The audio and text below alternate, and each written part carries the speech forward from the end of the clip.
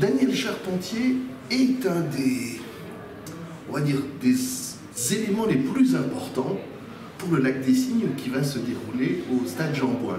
Vous êtes scénographe, vous allez nous expliquer ce que vous faites pour ce Lac des Cygnes, comment vous voyez les choses à un an, un peu plus d'un an de cet événement. Alors juste, quand même, remettre les choses, il y a un certain nombre de partenaires, et le cœur quand même, ce sont les danseurs. On est d'accord. Ce sont les danseurs. Et dans ce stade, qui est juste devant nous là, on s'aperçoit qu'il y a une proportion, et c'est la proportion qui va tout dicter d'une certaine manière. Il y a un ballet, ce ballet est interprété par une troupe remarquable avec Irina Kolesnikova, et puis il y a surtout une histoire qui est connue, c'est un grand ballet populaire, le Lac des Cygnes, le plus grand ballet classique joué le plus fréquemment dans le monde. Et pour ce faire ici, nous aurons un cadre scénique bien plus grand. En même temps, je le disais tout à l'heure, ce cadre scénique, c'est à peu près 3 fois le cadre de Garnier et 2 fois et demi le cadre de Bastille. C'est grand. C'est grand, c'est pas grand pour grand, c'est grand parce que la proportion, le volume et la présence de ces 20 000 spectateurs oblige d'une certaine manière à avoir un cadre scénique qui puisse y répondre. Et le boulot du scénographe, ou en tout cas dans ce cas d'espèce, c'est de pouvoir mettre en place un dispositif qui permet de montrer, d'illustrer et de soutenir ce ballet durant les 2 heures de spectacle. En même temps, pour la petite histoire, en 1877, quand la création est faite au Bolchoï, c'est le moment où il y a des problèmes de budget et on supprime le budget des décors. Mais nous, ici, on va restituer. Pourquoi? Parce qu'on va, à l'occasion de ce Lac des Cygnes, mettre en œuvre des moyens technologiques inusités pour la première fois, c'est-à-dire 550 mètres carrés d'images qui vont vivre, car c'est de la vidéo. Ces décors vont nous permettre, sur le principe de la machinerie traditionnelle du théâtre, avec des décors qui surgissent du sol, qui descendent du ciel, qui rentrent à cour et à jardin, de faire vivre, comme si c'était un théâtre fabuleux et imaginaire, le Lac des Cygnes dedans. Le boulot des scénographes, c'est d'imaginer ce que nous allons donner au public, comment nous allons faire vivre les danseurs et comment ça va être une alliance magnifique. C'est ça le boulot du scénographe.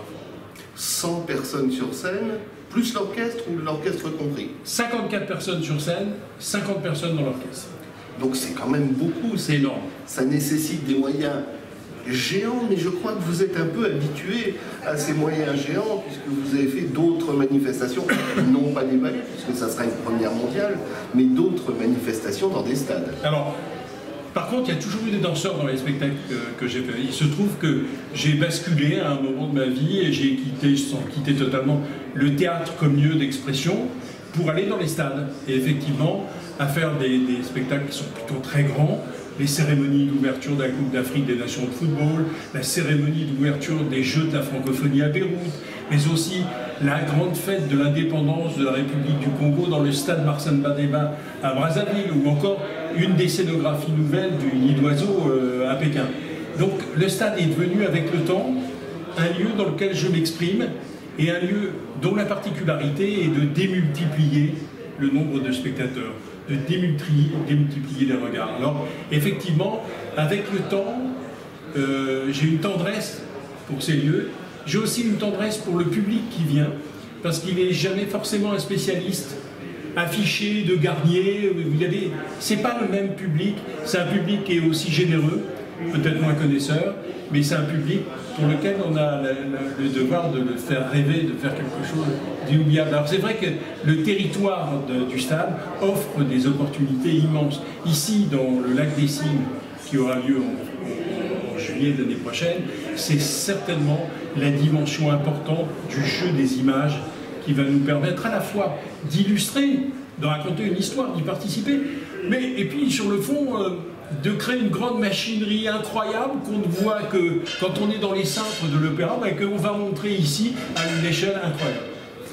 Vous êtes passé, en fait, sauf erreur de ma part, de danseur, et maintenant vous avez la place de l'autre côté. Ouais, c'est ça. En fait, j'étais danseur d'abord, danseur moderne. Ouais. Et ensuite, j'ai été directeur de festival. Donc j'ai une vie dans laquelle la danse a toujours été présente.